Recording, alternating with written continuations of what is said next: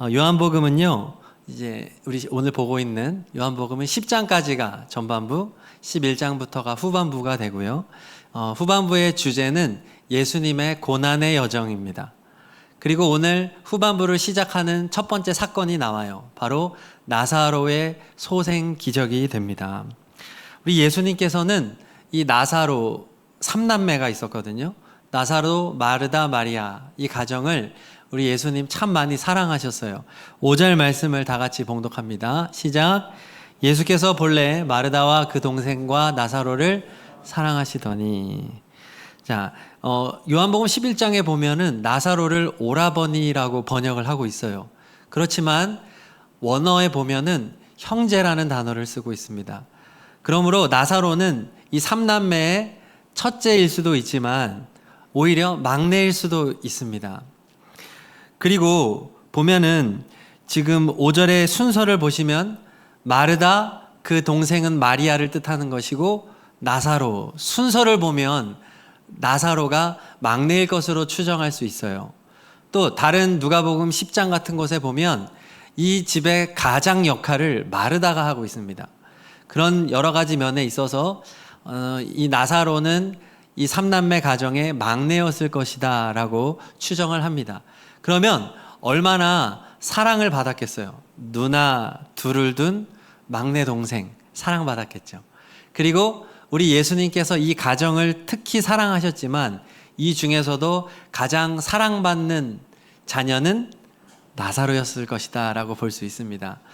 저희 집에도 그 딸 아들이잖아요. 제 자녀가 똑같은 상황인데 그러면 누나들이 동생의 사랑을 얻으려고 굉장히 노력을 해요.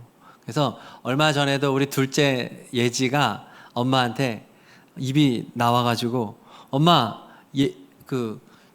성윤이가 나를 부를 때 예지 누나 이렇게 불러야 되는데 자꾸만 예영이 누나 아니 예지 누나 자꾸 이렇게 부른다는 거예요. 앞에 자꾸 예영이 누나를 부르고 자기를 부르니까 짜증이 난다는 거예요. 자기가 정말 잘해주는 건 자기인데 막내 동생의 사랑은 자기가 다 독차지해야 되는데 자꾸 예영이 언니 아니 예지 누나 이러니까 짜증이 나는 거예요. 막내는 정말 사랑의 대상인 것 같아요. 모두의 사랑이 다 흘러가는 물이 낮은 곳을 흘러가는 것처럼 그러니까 이 나사로는 얼마나 사랑받는 대상이었는지를 성경이 지금 전제하고 출발하고 있어요.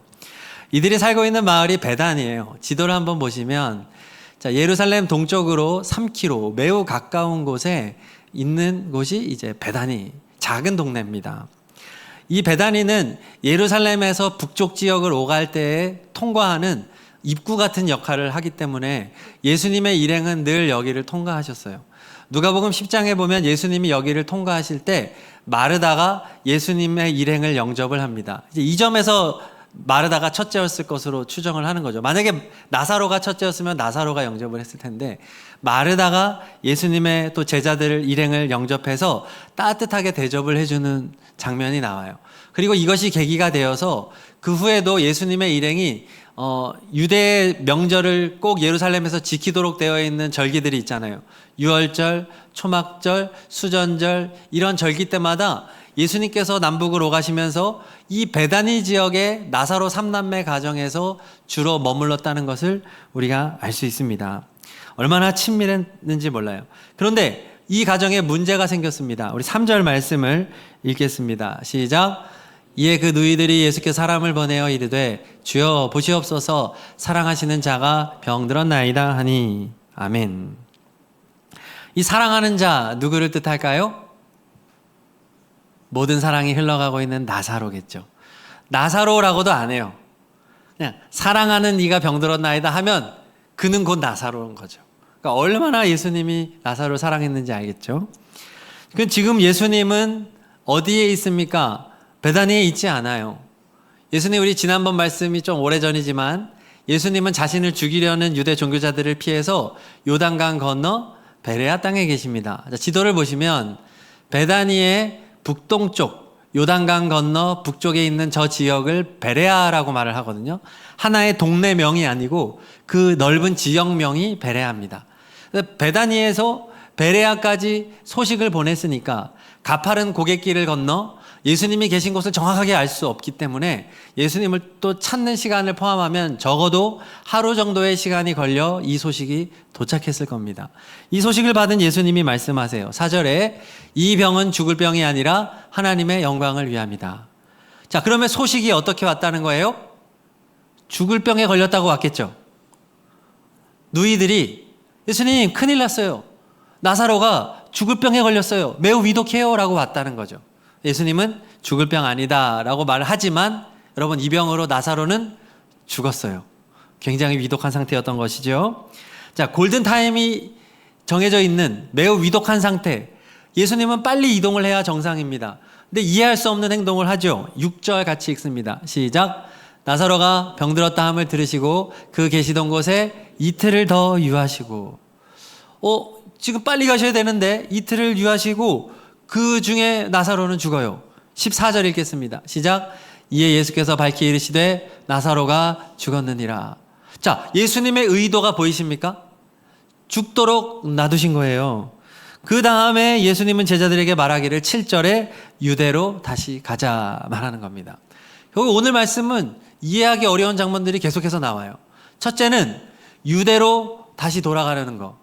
여러분, 예수님 지금 왜 베레아 땅에 와 있습니까? 자신을 죽이려는 유대 종교자들의 위협을 피해서 와 있잖아요. 그런데 예수님이 유대로 돌아가자는 것은 자살행위와 같은 거예요. 예수님의 제자들도 말립니다. 8절 시작. 제자들이 말하되 라삐여 방금도 유대인들이 돌로 치려 하였는데 또 그리로 가시려 하나이까. 너무 위험한데 왜 그리로 가시려고 합니까? 자, 도마도 16절에 말합니다. 시작. 우리도 주와 함께 죽으러 가자. 정말 죽음의 길입니다. 자살행위입니다. 그런데 예수님은 그곳을 가겠다고 하는 것 이해하기 어려워요. 자, 더 이해하기 어려운 건 무엇인가요? 예수님께서 이틀을 유했다고 하는 사실입니다. 이틀을 의도적으로 보냄으로써 나사로가 죽게 하셨다는 사실을 이해하기 어렵죠. 여러분, 예수님은 하나님이세요. 예수님은 이 소식을 듣지 않아도 나사로의 위급함을 아셨을까요? 몰랐을까요? 당연히 아십니다. 전지하신, 모든 것을 아시는, 감찰하시는 하나님이시기 때문에 분명히 이 소식을 알아요. 듣지 않아도 알아요. 그리고 소식을 들었을 때에도 나사로는 살아 있었습니다. 그러면 여러분, 예수님이 베다니로 가지 않아도 병을 고칠 수가 있는 분이에요. 일전에 백부장의 하인을 고쳐주실 때 예수님이요, 그 하인에게로 가지 않고 고치셨어요. 말씀만 하옵소서. 백부장이 그렇게 고백했거든요. 말씀만 하시면 고침을 받을 겁니다. 예수님이 놀랬죠. 너의 믿음이 크다 하고 가지 않고 고쳐주셨어요. 그 시로 고침을 받았어요. 그렇다고 한다면 예수님은 굳이 베다니 그 위험한 길을 가지 않아도 얼마든지 말씀만으로 나사로를 고쳐줄 수 있었다는 사실이에요. 그럼에도 불구하고 고쳐주지 않고 이틀을 유하시면서 죽게 하시고 죽은 다음에야 비로소 갔다는 거죠. 참 해석이 필요합니다.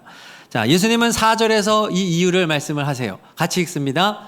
예수께서 들으시고 이르시되 이 병은 죽을 병이 아니라 하나님의 영광을 위하며 하나님의 아들이 이로 말미암아 영광을 받게 하려 함이라 하시더라. 자, 요약하면 두 가지예요.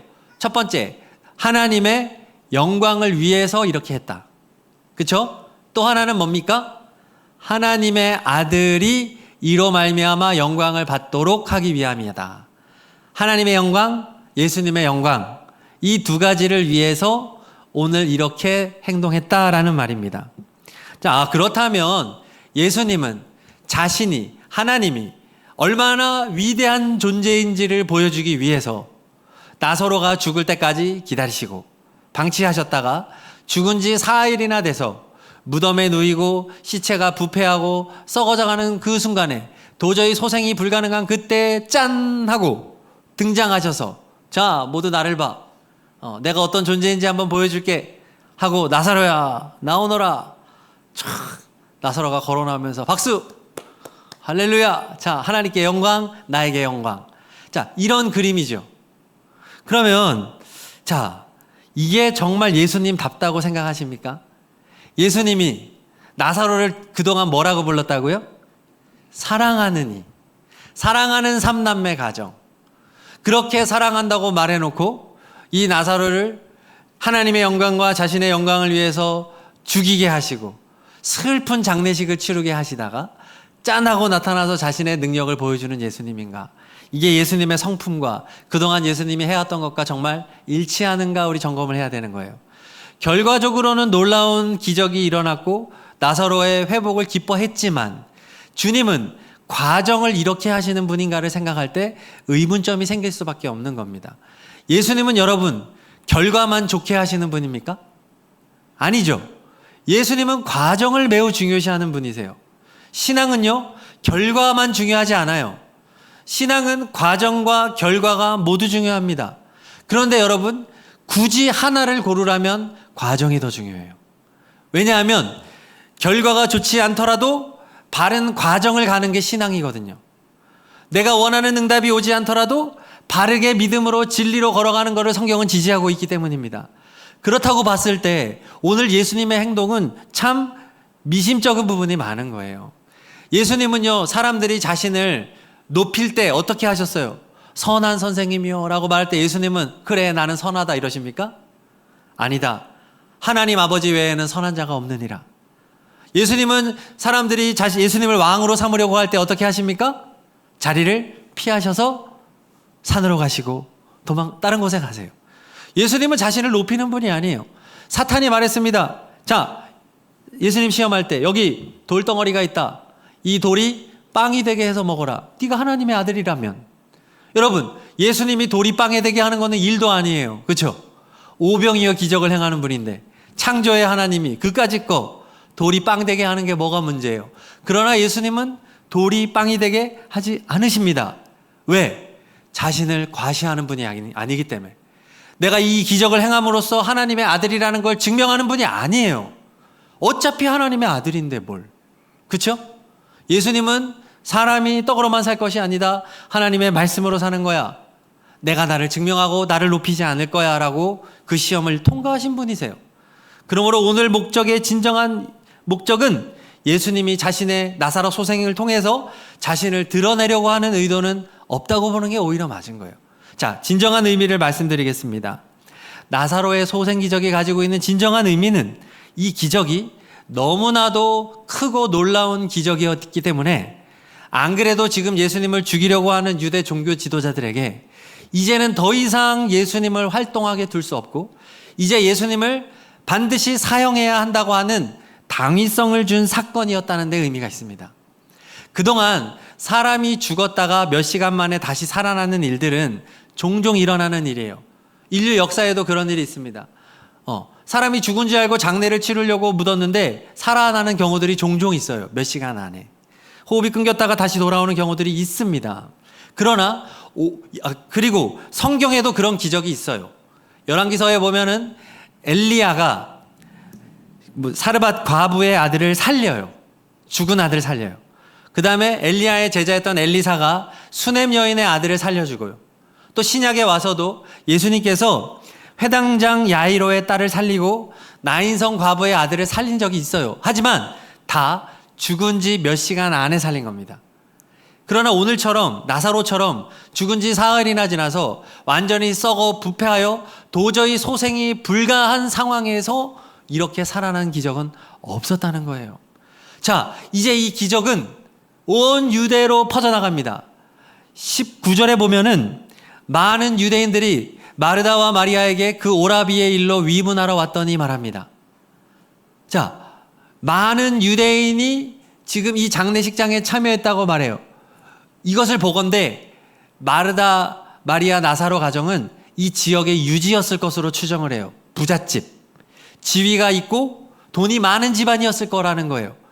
그런데 그렇기 때문에 많은 유대인이 이곳에 와서 4일이나 된 사람을 다시 살린 기적을 봤다는 얘기예요. 이제 3km 바로 옆에, 사실은 예루살렘이라고 해도 과언이 아닌 이 베다니에서의 소식은 금방 퍼져나가게 될 것이고 온 예루살렘에 또 온 이스라엘 땅에 다 퍼져나가게 될 것입니다.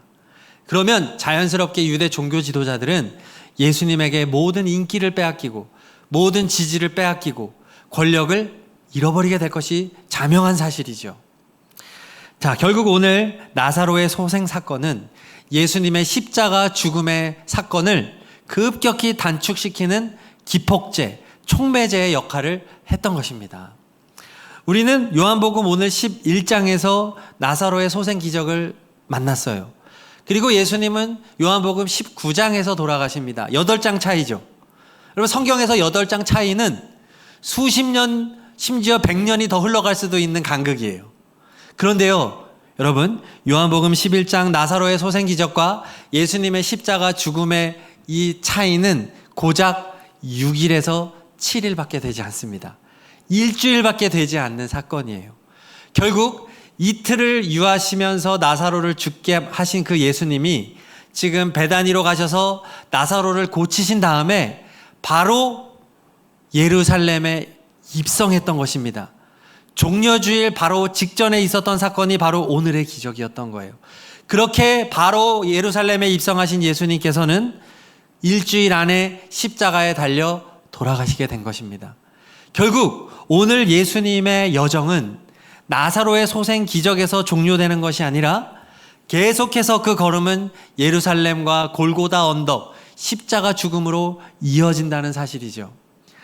그러므로 오늘 4절이 말하는 하나님께 영광이요 예수님께 영광이라는 말은 나사로의 기적을 통해서 하나님이 얼마나 대단한지, 예수님이 얼마나 대단한지를 나타내는 목적이 아니라 이후에 있을 사건, 곧 예수님의 십자가 죽으심과 예수님의 부활을 통한 영광을 상징하는 것입니다. 이해 가시나요? 이러면 우리가 그동안 답답했던 모든 것들이 다 풀려지게 되는 것입니다. 예수님은 자신을 과시하려고 이틀을 유하신 것이 아니라 오히려 십자가에 죽기 위하여 이틀을 유하신 것이 되기 때문이 되는 거죠. 예수님은요, 나사로의 죽음을 매우 슬퍼합니다. 35절 읽겠습니다. 시작. 예수께서 눈물을 흘리시더라. 많은 사람들이 오해를 해요. 예수님 이틀 동안 뭐 한 거야? 나사로가 죽어가는데. 그렇잖아요? 그런데 지금 35절은 그것을 해명하는 거예요. 예수님은 나사로의 고통과 나사로의 아픔에 슬퍼하셨다는 거예요. 이게 예수님의 본심이라는 거예요. 우리는 하나님이 응답하지 않을 때 하나님의 본심을 의심할 때가 많아요. 그렇죠? 왜 응답하지 않지? 하나님은 내 기도를 별로 들어주지 않는 것 같아. 여러분, 그거는 100% 오해예요. 예수님의 본심은 사랑입니다. 눈물입니다. 이 눈물은 사람이 흘리는 보통의 눈물이 아니에요. 하나님의 눈물이죠.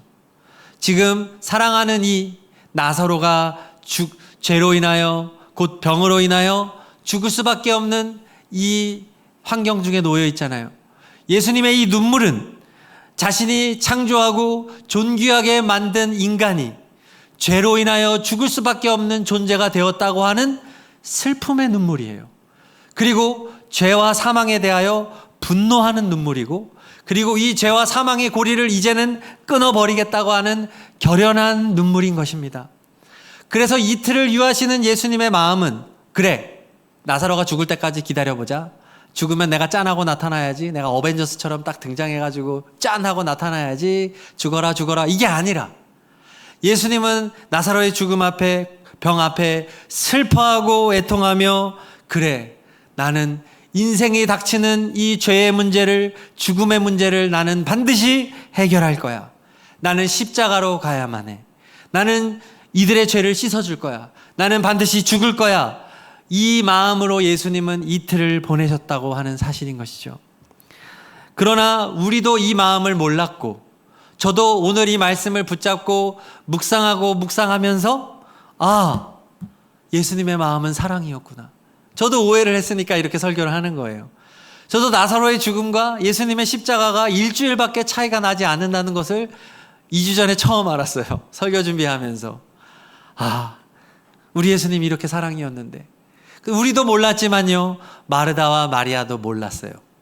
자, 예수님이 장례식장에 왔습니다. 마르다와 마리아가 말하는 걸 한번 보시죠. 21절 같이 읽습니다. 시작. 마르다가 예수께 여짜오되 주께서 여기 계셨더라면 내 오라버니가 죽지 아니하였겠나이다. 자, 마리아도 똑같이 말해요. 32절 시작. 마리아가 예수 계신 곳에 가서 배웠고 그 발 앞에 엎드려 이르되 주께서 여기 계셨더라면 내 오라버니가 죽지 아니하였겠나이다. 자, 어떤 마음이 느껴지십니까? 섭섭한 거예요. 섭섭한 거. 예수님, 왜 이제야 오셨어요? 그렇죠. 나 소식 빨리 보냈는데. 나사로 살아있을 때 보냈잖아요. 예수님, 나사로 죽기 전에 이 소식 들으셨잖아요. 그런데 왜 사랑한다고 해놓고, 사랑하는 이라고 말해놓고, 그리고 11절에 보면 우리 친구 나사로라고도 말씀하시는 그 예수님이 다 뻥이었나요? 개뻥이었나요? 예수님, 뻥쟁이. 막 이러는 거예요. 지금 섭섭한 거예요. 너무. 예수님 미워. 막 그러는 거예요. 그렇잖아요. 얼마나 사랑스러운 막내 동생이에요. 정말 사랑하는 우리 동생. 우리가 예수님 그동안 대접하느라고 얼마나 애썼는데. 그동안 예수님의 일행 지날 때마다 여러분 명절은 하루가 아니에요. 일주일이에요. 일주일. 먹고 마시고 재우고 간식해다 바치고 밥해다 바치고 그렇잖아요. 얼마나 많은 돈을 쓰고 마음을 쓰고 정성을 쓰고 이러면 안 되는 거 아니에요, 예수님? 다른 집도 아니고 말이에요. 어떻게 우리한테 이럴 수 있어요? 슬프죠, 슬프죠. 자, 근데 그럴 만도 하죠. 동생이 죽었는데. 마리아와 마르다는 사실은요, 정말 믿음 좋은 사람이잖아요. 그렇지 않아요?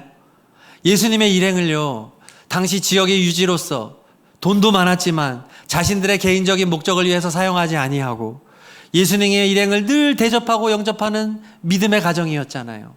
그렇지 않아요?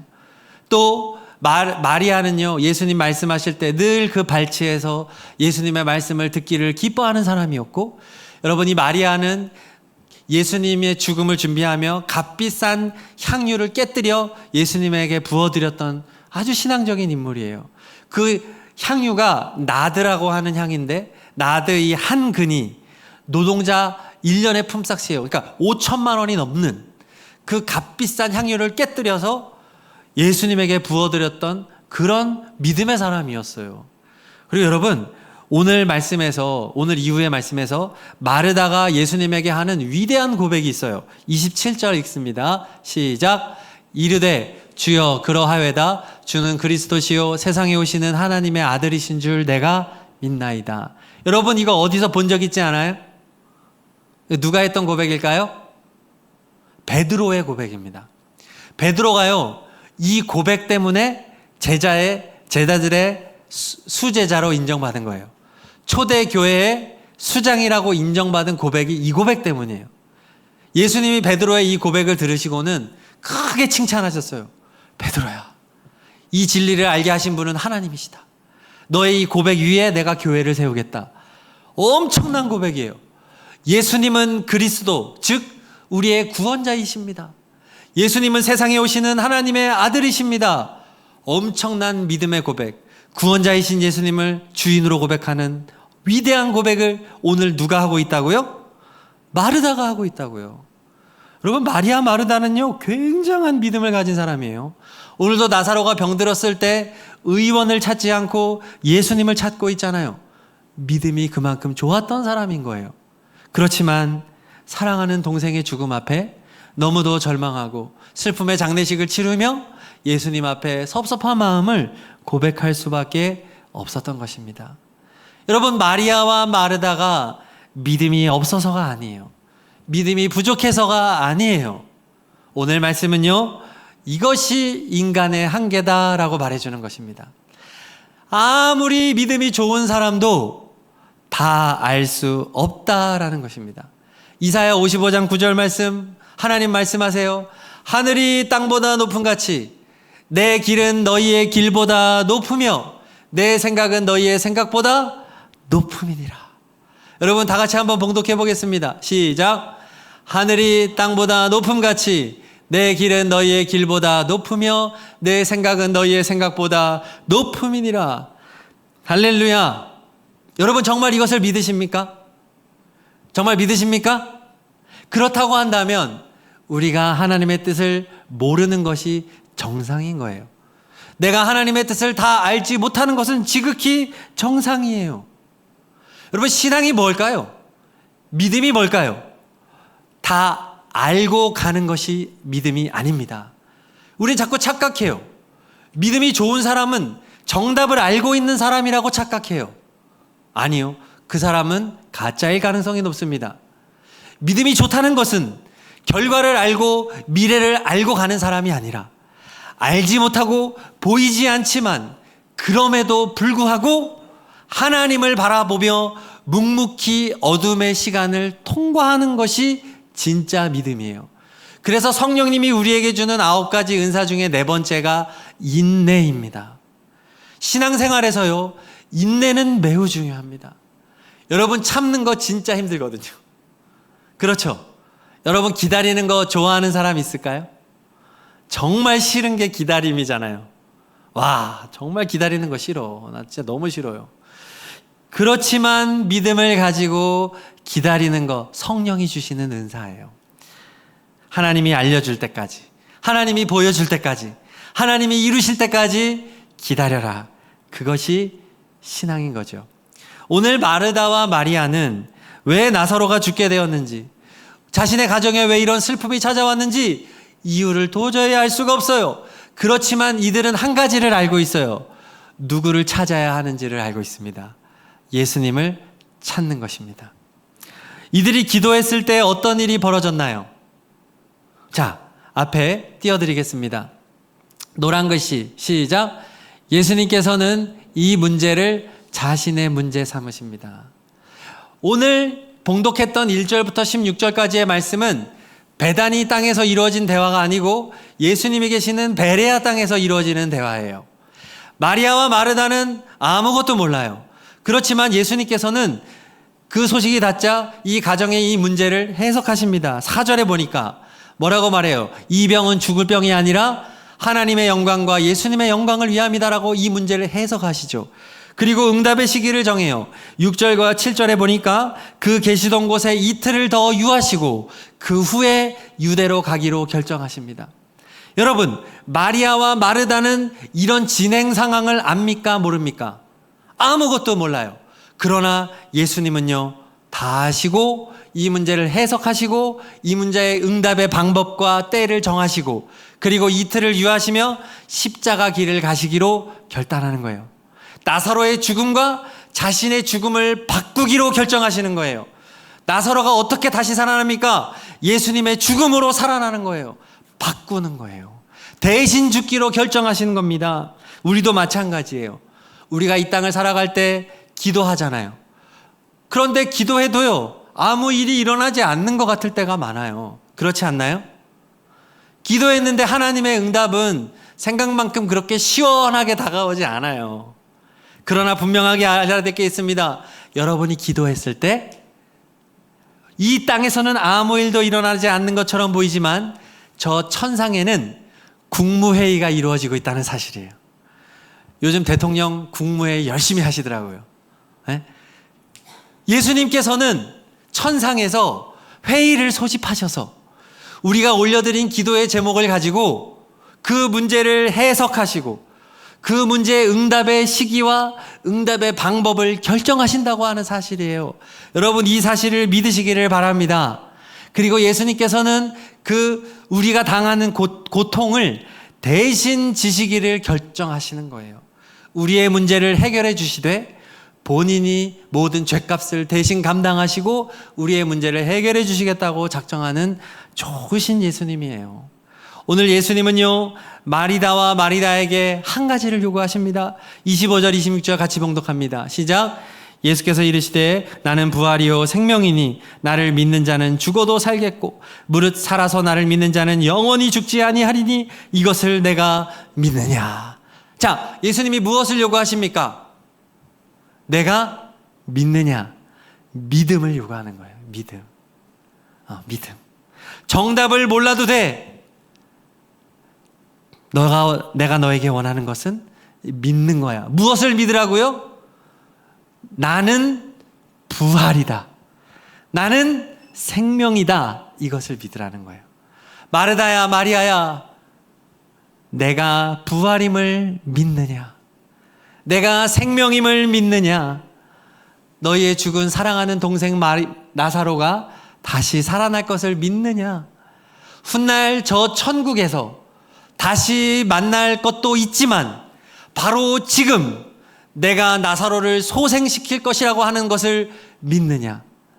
우리가 기도할 때 때로는 저 천국, 훗날 우리가 가게 될 저 천국을 소망하면서 우리가 버텨야 될 때도 있지만 우리 이 세상의 문제도 있잖아요. 그렇죠?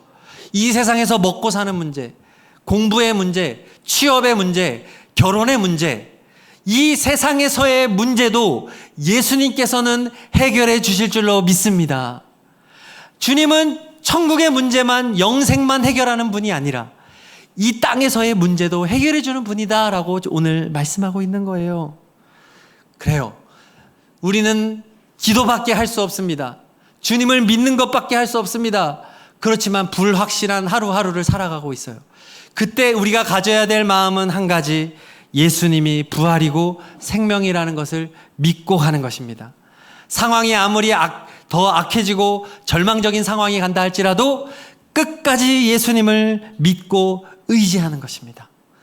여러분, 지금 여러분이 살아가는 환경 속에서, 가정에서, 일터에서, 학교에서 이러한 어려움, 절망적인 상황이 혹시 있으신가요? 믿음을 가지고 기도했는데 주님은 이틀을 유하시는 것처럼 내게 아무 말씀도 하지 않는다고 느껴질 때가 있지 않습니까? 가족 구원을 위해서 기도했는데 응답이 안 될 수도 있고, 취업의 문제, 결혼의 문제, 건강 문제 등으로 애쓰지만 생각만큼 잘 해결되지 않는 문제를 가지고 고민하고 있지는 않습니까? 아, 골든타임이 지났다고. 그래, 끝났어. 내 인생 다 망가졌어. 이제 나는 소생할 수 없어, 살아날 수 없어라고 혹시 다 포기하고 있지는 않습니까? 여러분, 부활의 예수님을 믿으시기를 축복합니다. 생명의 예수님을 믿으시기를 축복합니다. 주님이 포기하라고 말할 때까지는 여러분 절대로 포기하지 마시기를 바랍니다. 예수님이 포기하지 않아요. 예수님은 여러분을 사랑하세요. 우리가 할 수 있는 것은 기도하고 예수님을 계속해서 바라보는 것입니다. 베다니, 이 동네에 있잖아요. 여러분, 베다니라고 하는 의미는 슬픔의 집, 가난한 자의 집, 덜 익은 무화과 나무라는 의미가 있어요. 실제로 베다니 동네는 가난한 사람들이 많이 살고 있었고 병든 자들이 많이 살고 있는 작은 동네였어요. 이 동네에서 나사로의 가정이 잘 살았던 유지였던 것이죠.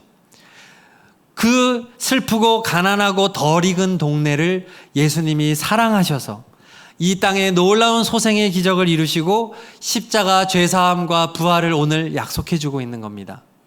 여러분, 우리가 살고 있는 이 세상은요, 베단이에요.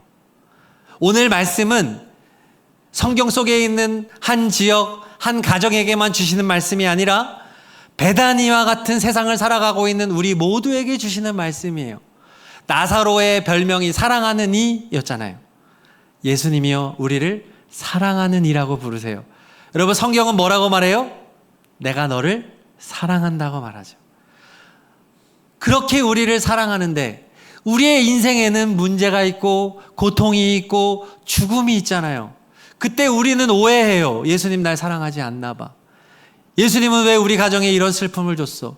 예수님은 왜 나에게 이렇게 하셔? 우리 오해해요. 그러나 오늘 예수님은 말해요. 아니, 나는 널 포기한 적 없는데? 난 너 인생 그렇게 끝나게 놔두지 않을 건데? 내가 부활시킬 거거든? 내가 소생시킬 거거든? 나사로, 이 베다니와 같은 이 세상 속에서 우리에게 진정한 기적, 진정한 회복의 역사를 써가실 예수님을 오늘 말씀해 주고 있는 것입니다. 여러분, 그 예수님이 우리의 예수님이에요. 우리가 믿는 예수님은 그런 분이십니다. 여러분, 그 예수님 잘 믿으시기를 축복합니다. 예수님만 붙들시기를 바랍니다. 예수님이 우리의 소망인가요? 자, 우리 시간 찬양하고 기도할 텐데, 약할 때 강함 되시네 라는 찬양이에요. 우리는 약합니다. 우리는 부족합니다. 우리의 힘으로는 극복할 수 없습니다. 우리는 한계적인 존재입니다. 우리 몰라요. 그러나 우리 예수님은 강하십니다. 우리 예수님은 존귀하신 분이십니다. 우리 그분에게 믿음으로 고백했으면 좋겠습니다. 우리 조명을 좀 다 꺼주시고요. 우리 보배로우신 예수님, 우리를 사랑하셔서 눈물 흘리시는 예수님, 십자가로 나아가시는 그 예수님 바라보며 찬양합시다. 약할 때 강함 대신에, 약할 때 강함 대신에 나의 보배가 되신 주 나의 모든 것. 그렇습니다. 주 안에 있는 보물을 나는 포기할 수 없네. 주 나의 모든. 한 번 더 고백합니다. 약할 때 강함 대신에, 약할 때 강함 대신에 나의 보배가 되신 주 나의 모든. 자, 우리 악기 볼륨을 좀 높여주세요. 주 안에 있는 보물을 나는 포기할 수 없네. 주 나의 모든 것. 예수 어린 양, 예수 어린 양, 존귀한 이름. 예수 어린 양, 예수 어린 양, 존귀한 이.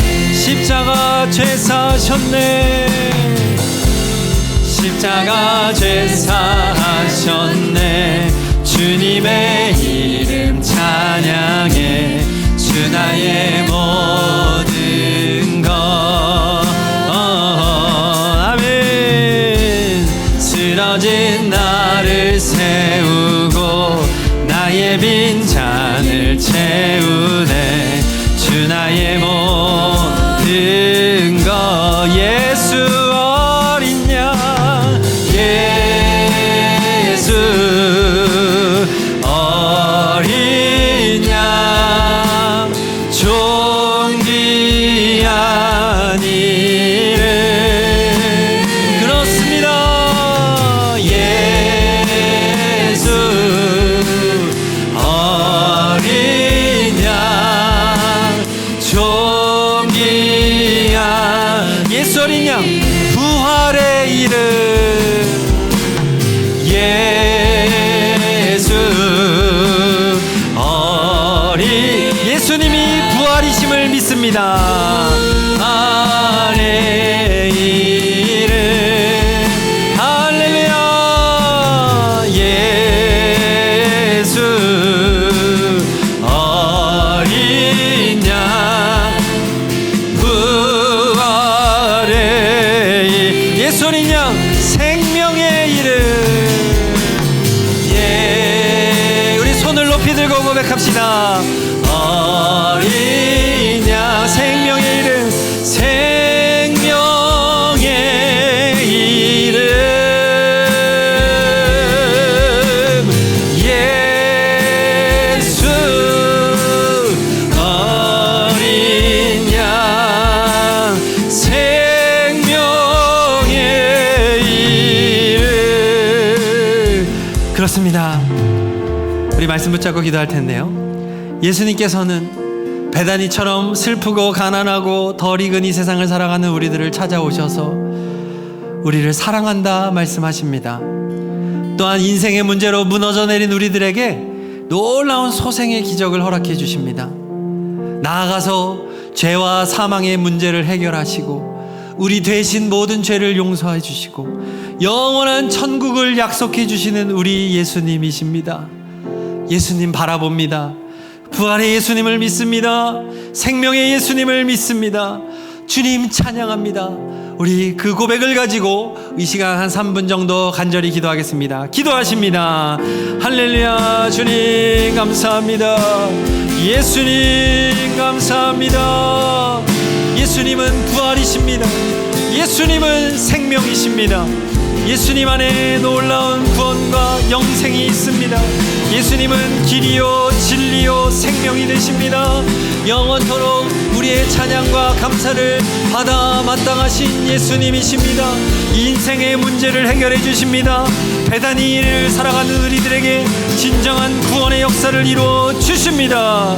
예수님, 예수님 찬양합니다. 경배합니다. 바라봅니다. 의지합니다. 예수님은 우리의 모든 것이 되십니다. 할렐루야. 주님을 경배하나이다. 할렐루야. 주님, 할렐루야. 아멘. 찬양합니다. 예수님, 예수님 베다니의 아버지 하나님이여 나사로를 사랑하신 것처럼 우리들을 사랑하시고 구원하시고 영원한 생명을 주시는 좋으신 하나님을 바라보며 믿음으로 나아갑니다. 우리 청년들에게 참된 믿음을 주시옵소서. 참된 소망을 주시옵소서. 어떠한 어려움도 헤쳐나갈 예수님을 바라보는 믿음을 허락하여 주시옵소서. 우리의 구주신 예수님만 바라보며 믿음으로 소망으로 사랑으로 나가는 거룩한 하나님의 백성 되게 하여 주시옵소서. 할렐루야. 주님은 우리의 구원이 되십니다. 주님은 우리의 승리가 되십니다. 주님은 우리의 모든 것이 되십니다. 예수님을 사랑합니다. 예수님을 찬양합니다. 예수님을 경배합니다. 어린 양 예수, 부활의 이름 예수, 생명의 예수, 선한 목자 되신 예수, 세상의 빛으로 오신 예수, 창조주 예수, 우리의 구원이 되신 예수, 소금이신 예수, 아버지 하나님이여 모든 것 대신 우리의 주인이시며 메시아이시며 하나님의 아들이시며 그리스도가 되시는 예수님만을 그 이름을 경배하며 찬양하며 영원히 예수님과 함께 나아가겠습니다. 예수님만 예배하며 나아가겠습니다. 예수님만 경배하며 나아가겠습니다. 할렐루야. 할렐루야.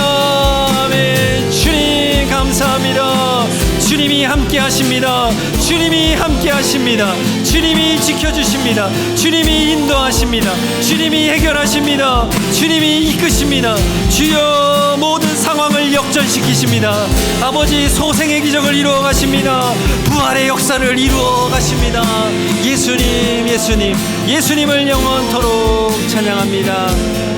아멘. 예수님의 이름으로 기도합니다. 아멘.